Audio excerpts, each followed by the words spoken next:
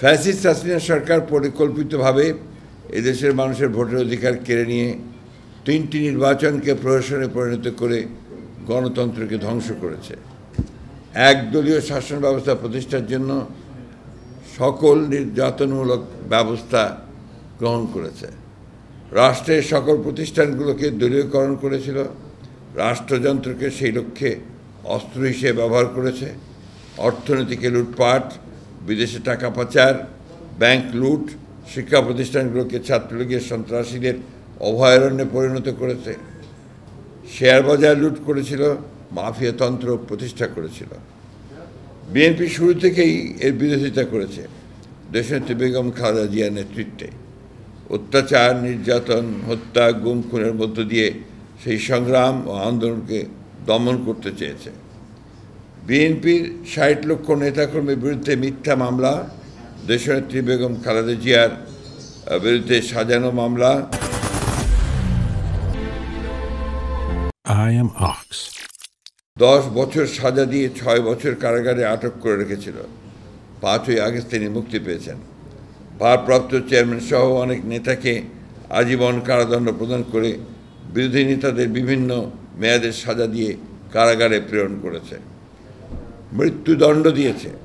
কারাগারেই অনেকে মৃত্যুবরণ করেছেন। বিএনপিকে নেতৃত্ব শূন্য করে ধ্বংস করে দিতে চেয়েছিল। নির্যাতিত, শারীরিকভাবে আঘাতপ্রাপ্ত ভারপ্রাপ্ত চেয়ারম্যান জনাব তারেক রহমানের নেতৃত্বে প্রতিটি কর্মী, নেতাকর্মী লড়াই করেছে। মানুষের এই সংঘবদ্ধ আন্দোলন চূড়ান্ত রূপ নেয় 2024 সালের জুলাই আগস্টে ছাত্র জনতা স্বতঃস্ফূর্ত আন্দোলনের মধ্য দিয়ে পালিয়ে যেতে বাধ্য হয় ফ্যাসিস্ট হাসিনা 5ই আগস্ট। এই অভ্যুত্থানের ফলে মানুষের মনে নতুন আশা আবারও সৃষ্টি হয় এক নতুন গণতান্ত্রিক বাংলাদেশের। অন্তর্বর্তীকালীন সরকারের প্রধান উপদেষ্টা প্রফেসর ডক্টর মোহাম্মদ ইউনূসের নেতৃত্বে অন্তর্বর্তীকালীন সরকার সেই ধ্বংসপ্রাপ্ত রাজনৈতিক অর্থনৈতিক কাঠামোকে নতুন করে গড়ে তোলার লক্ষ্যে সকল রাজনৈতিক দলের সঙ্গে আলোচনা করে রাষ্ট্র ব্যবস্থা সংস্কারের কাজ শুরু করেন। এই ধারাবাহিকতায় গতকাল প্রফেসর ইউনূস 5 আগস্ট জুলাই ঘোষণাপত্র ঘোষণা করেন। বিএনপি এই ঘোষণাপত্রকে স্বাগত জানাচ্ছে। I am Ox বিএনপি বিশ্বাস করে এই ঘোষণাপত্রে রাজনৈতিক দলগুলো যে অঙ্গীকার করেছে তা পালনের মধ্য দিয়ে এক নতুন গণতান্ত্রিক বাংলাদেশে রূপান্তরের কাজ শুরু হবে। সুযোগ সৃষ্টি হবে এক সাম্য, মানবিক মূল্যবোধ ও ন্যায় বিচারের ভিত্তিতে সত্যিকারের প্রগতিশীল সমৃদ্ধ বাংলাদেশ নির্মাণের প্রক্রিয়া।